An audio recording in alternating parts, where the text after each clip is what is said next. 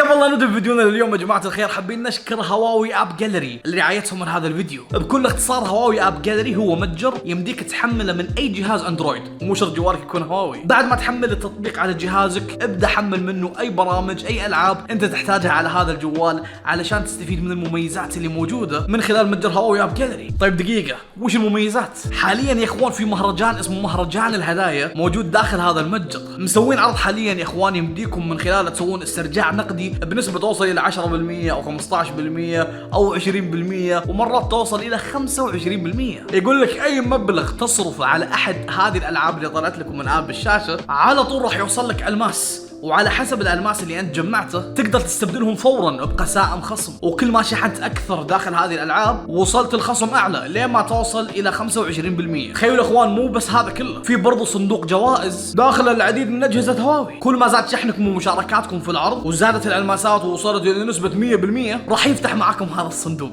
وراح تدخلون مباشرة في السحب على كثير من أجهزة هواوي. هذا هو بكل اختصار يا إخوان العرض اللي مقدمينه متجر هواوي اب جاليري. للأمانة عرض جدا رهيب، راح أسرد لكم رابط تحميل المتجر تحت في صندوق الوصف. شكرا هواوي اب جاليري لرعايتكم من هذا الفيديو، وبالتوفيق للجميع.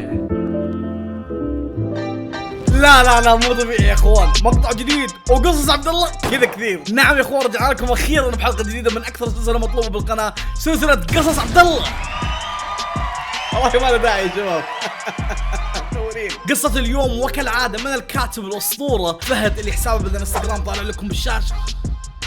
ما ابغى اطول اكثر بالمقدمه يا اخوان، عندنا قصه رهيبه جدا راح القيها لكم الان. راح احكي احداث القصه هذه وكان الموضوع صار معي خلاص. المفروض انا ما اكرر الكلام هذا بكل قصه، المفروض تعودنا على هذا الشيء. عاد قبل لا نبدا بالقصه يا جماعه الخير، اشتركوا بالقناه لو ما كنتم مشتركين. ما بقى شيء على 7 مليون مشترك. يا ساتر 7 مليون. واذا عجبكم الفيديو عاد يا اخوان لا تنسون تضغطون زر لايك. اتوقع كذا صرنا جاهزين ولا دقيقه؟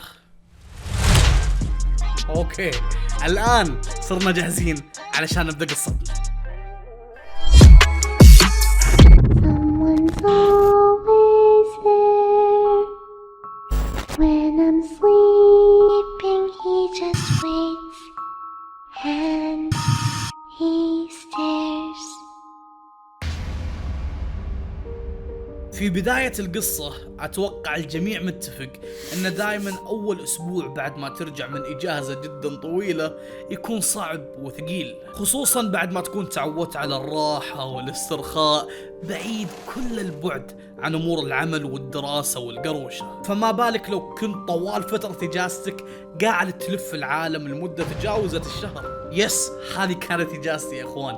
كنت محتاج هذه الإجازة بعد سنوات جدا طويلة كنت دافن نفسي فيها بمكتب عملي غرقان بين الأوراق والملفات. ولكن من خلال هذه الإجازة قدرت أستعيد نشاط جسمي وعقلي بعد عدة رحلات استمتعت فيها. رحلة كانت للشلال، ومنها رحلة بين الجبال، وغيرها من المناطق الطبيعية اللي ترد الروح وتخليك ترجع لعملك أو دراستك بشغف جديد. ولكن مع نهاية الأسبوع الأول بعد ما رجعت من الإجازة قدرت وقتها أني أتأقلم وأرجع لحياتي الطبيعية مع ابتسامة خفيفة على وجهي كل ما سردت لي ذاكرتي المواقف الرهيبة والذكريات الحلوة اللي قضيتها في ذيك الإجازة.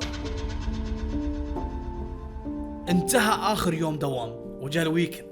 قررت وقتها اني ارجع للبيت وافتح الايباد تبعي واراجع كل المشاهد والصور اللي التقطتها في ذيك الاجازة، واعدل على الصور اللي تحتاج تعديل واحذف الصور اللي ما كان لها داعي. وبالفعل صرت انتقل من صورة الثانية ومن فيديو الفيديو ثاني، واشوف مغامراتي والمخاطر اللي عشتها هناك واللي اصلا ما كان ببالي بيوم من الايام اني اخوضها. وانا اتنقل بين الصور والملفات ووصلت لصور ومقاطع اخذتهم وقت ما كنت انتقل من منطقة لمنطقة ثانية مشي على رجولي.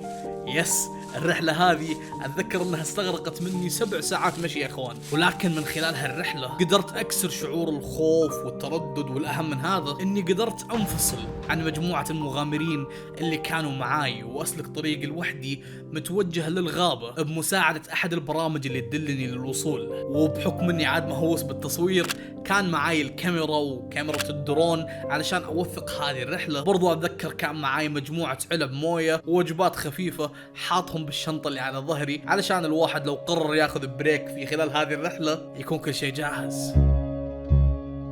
وانا جالس اراجع ملفات هذه الرحلة، كانت بداية هذه الملفات صور وفيديوهات رهيبة جميلة جدا صورتها من المنطقة اللي كانت قريبة من الغابة باستخدام كاميرا الدرون. ولكن فجأة شفت شيء ما كان طبيعي.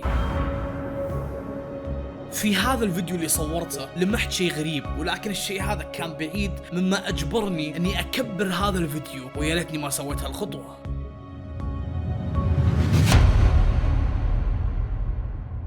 كان موجود هذا الشخص اللي ما كان ولا شيء من ملامحه باين. الغريب بالموضوع اني يوم كنت هناك ما حسيت بوجوده ولا انتبهت له اصلا. رجعت اتمعن بالفيديو من جديد وانتبهت انه كان قاعد يناظر العدسة بطريقة جدا غريبة، وفي نهاية هذا الفيديو نزل راسه على الارض. قشعريرة وقفت كل شعر بجسمي وصرت اتساءل وقتها هذا مين بالضبط، وليش قاعد هناك، وليش اساسا قاعد يناظر الكاميرا بدون اي حركة. سحبت الفيديو وقتها وارسلته لجوالي علشان اراجعه بعدين وابدا ادقق فيه، وكملت وقتها جولتي بين الصور والفيديوهات بالايباد اللي كان معاي. ولكن بعد كم دقيقة من تصفحي للفيديوهات شفت الشخص نفسه مرة ثانية، ولكن في مكان مختلف كليا عن المكان اللي شفته في الفيديو الاول. كان واقف بطريقة جدا غريبة على احد الصخور اللي كانت موجودة في نص البحيرة اللي كنت قاعد اصورها فيديو. استغربت وقتها وقاعد احاول اتذكر كيف وقتها ما قدرت انتبه له، كيف ما شفته مع ان المنطقة مكشوفة بالكامل. وقفت وقتها مباشرة تصفحي للصور والفيديوهات وبديت اتواصل مع اثنين من المغامرين اللي كانوا معانا في هذه الرحلة. صرت اقول لهم عن الشيء اللي قاعد اشوفه، ما صدقوني لما ارسلت لهم الفيديوهات وصدموني بردهم الصادم بانهم ما انتبهوا لاي كائن غريب وقت ما كانوا هناك. على كلامهم اكثر شيء غريب صادفوه هو مجموعة من الحيوانات الصغيرة اللي ما قد شافوها من اول. قفلت جوالي وقتها وبديت افرك راسي من اثر الصداع اللي تمكن مني وقتها، لكن وقفت يوم تذكرت اني صورت فيديو طويل جدا مدته ما تقل عن نصف ساعة عند احد الشلالات اللي صادفتها في ذيك الرحلة. اتذكر اني كنت موجود عند احد الشلالات وكان وقتها المنظر رهيب، وقررت اني اصور فيديو جدا طويل وحطيت الكاميرا على جنب. واتذكر وقتها اني اخذت قيلولة علشان اريح فيها وقت ما كانت الكاميرا قاعدة تلقط هذا المنظر الرهيب. والله وبالفعل رفعت كاميرتي وبديت ابحث عن الفيديو اللي صورته عند هذا الشلال. ما هي الا كم ثانية لو حصل الفيديو اللي كنت قاعد ابحث عنه وشغلته، واول ما سرعته انصدمت بوجود نفس ذاك الشخص، والمرة هذه ملامح بدأت توضح. مر من جنبي وقتها وكان يمشي خطوة ويرجع خطوتين لين ما قرب وصار وجهه مقابل للكاميرا، وكان واقف يناظر فيها بالطريقة هذه. الغريب بالموضوع انه وقتها جاب اصبعه ولمس عدسة الكاميرا، بعدين رجع بسرعة وتوجه لشنطة الظهر اللي كنت راكنها جنبي وانا نايم. والله وفعلا قدر يفتح الشنطة وبدأ يتعبث باغراضي، واخذ سناك وغرشة موية، وبعدها قفل الشنطة مباشرة لما حس اني بصحى من النوم وقت ما كنت جالس اعدل وضعية نومي. وبعد حوالي 10 دقائق تقريبا صحيت وقتها من النوم وقفلت الكاميرا وكملت رحلتي بدون اي ادراك او احساس بالشيء اللي صار معي وقتها قبل شوي. وقتها ما زالت ذاكرتي تسرد لي اللي استمر يصير بعدها. لما فتحت شنطتي بنقطة توقفي الجاية حسيت بنقص ببعض المستلزمات اللي انا كنت حاطها بالشنطة، لكن توقعت اني اكلتها او طاحت مني في احد الاماكن اللي كنت انا قاعد امشي فيها بكل بساطة. وهنا انتهت مراجعتي لكل الصور والفيديوهات اللي كانت موجودة على الكاميرا، وابشركم الشخص الغريب ما كان له اي وجود بباقي الاشياء اللي لقيتهم. وهنا قررت اني اقفل الكاميرا وسحبت شنطة الظهر اللي كانت معاي وبديت انظفها علشان ادخلها الدولاب. ولكن وقتها تحسست شيء كان يصدر صوت بنهاية الشنطة. مديت يدي داخل الشنطة وسحبت هذا الشيء واكتشفت انها سوارة جلدية لونها بني. بس لحظة، انا ما اتذكر اني قد جبت هذا الشيء او اني اشتريته. كيف السوارة هذه وصلت لداخل الشنطة؟ لين ما تذكرت وقتها الشخص الغريب، واللي استنتجت وقتها انها تابعة له ويمكن طاحت من يده بالغلط وقت ما كان جالس يتعبث بشنطته. صورت السوارة مباشرة وارسلتها لجروب المغامرين على الواتساب اللي كانوا ينتظرون مني اي تحديث. بعد كم دقيقة من ارسالي الصورة في الجروب حق المغامرين، رد علي واحد منهم بمقال حصل على جوجل، وكان هذا المقال يتكلم عن الاساور. والغريب جدا انه الاساور اللي كان قاعد يتكلم عنها هذا المقال مشابهة جدا للاسوار اللي حصلتها بشنطتي.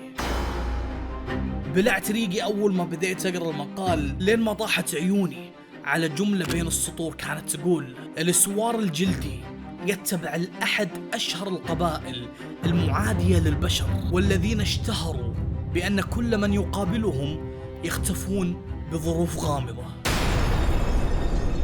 يا ساتر، ايش الشيء هذا اللي قاعد اقراه؟ ما اقدر اوصف لكم كمية الخوف والشعور اللي كنت جالس احس فيه وقتها. حرفيا كنت مصدوم جدا وقاعد افكر بمليون شيء كان الشخص الغريب هذا ممكن يسويها لي وسط ذيك الغابة اللي كانت بعيدة عن كل المغامرين وبعيدة اصلا عن المدينة اللي انا عايش فيها. ولكن الف حمد وشكر لك يا رب اني انا سليم ومعافى، والشخص هذاك الغريب اختفى بدون ما يأذيني. قدرت اتخطى هذه الصدمة بعد مرور اسبوع تقريبا، وصرت احمد ربي كل يوم ان الشخص هذا ما تسبب لي بضرر جسدي، وان اللي صار معاي كلفني نفسيا مو حياتيا.